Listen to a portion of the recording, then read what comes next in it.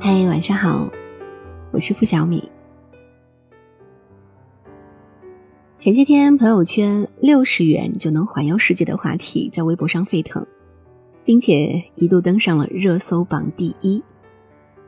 导语上赫然写道，50个豪车视频素材 6.6 元，单条声音植入8元，朋友圈环游世界60元。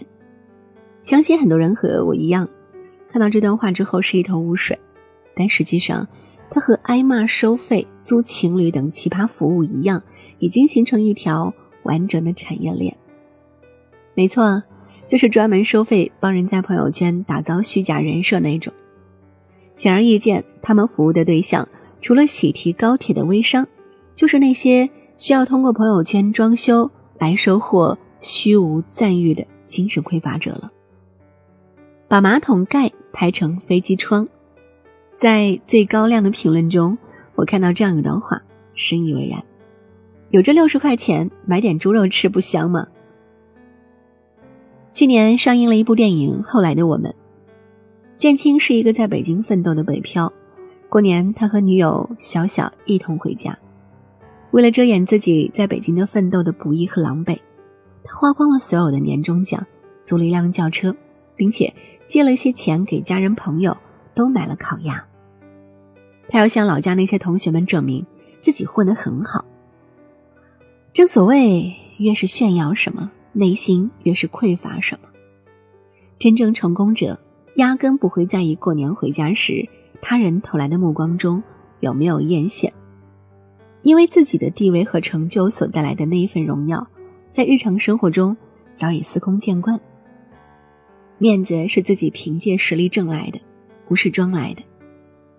那次聚会上，建青在厕所外无意中听到了同学们对他的评价：装什么大尾巴狼啊，大家是不好意思说破，将来买房看病孩子上学，哪样不得扒他一层皮？人就会一张脸，回来多丢脸呢。你看，费尽心机想要争取来的面子，却是那么不堪一击。其实他愿意借钱给同学们买烤鸭，但这份好意也早已同自己在桌上娇柔造作给大家带来的不适相抵消了。有人说，一个人开始成熟的标志就是不再为了面子装模作样的活着。那一刻的建青挺可悲的。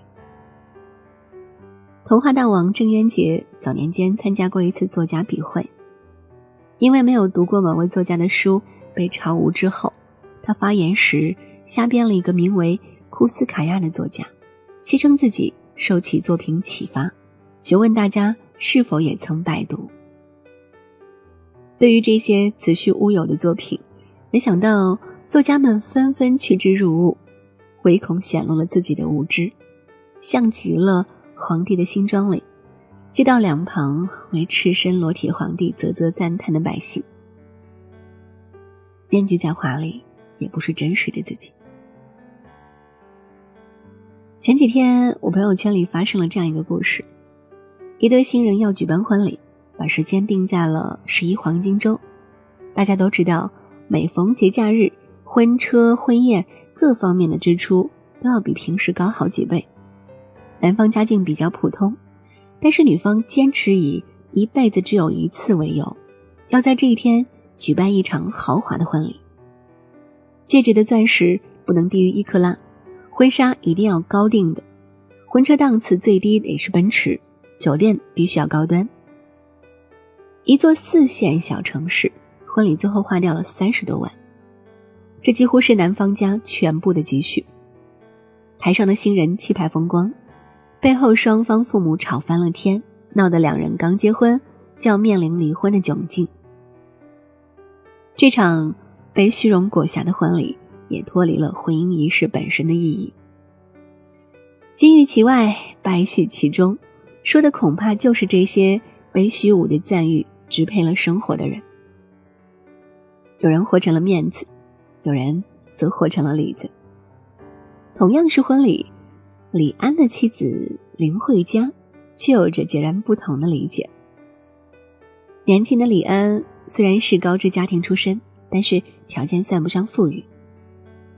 1983年，在他和林慧嘉在纽约结婚时，李安妈妈突然泪流满面，拉着他的手说：“我们李家对不起你，没能给你一场像样的婚礼。”你们猜林慧嘉怎么说？